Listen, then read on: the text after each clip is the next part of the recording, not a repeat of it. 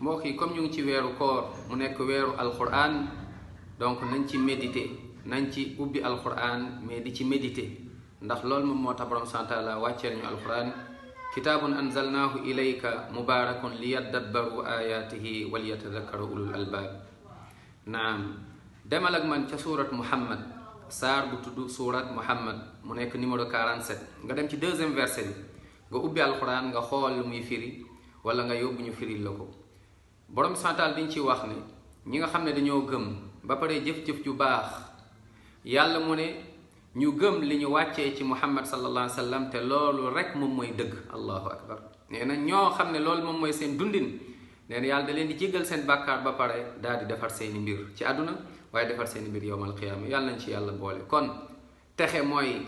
nga gëm yàlla topp sunna yonentu muhammad sallallahu alayhi wa sallam moytu bidaa moytu shirk ak lépp loo xam ne juyoo nag jàngale yonent bi sallallahu alayhi wa sallam.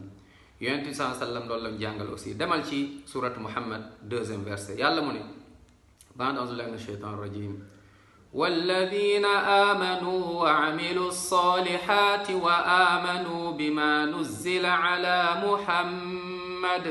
وآمنوا بما نزل على محمد وهو الحق من ربهم كفر عنهم سيئاتهم وأصلح بالهم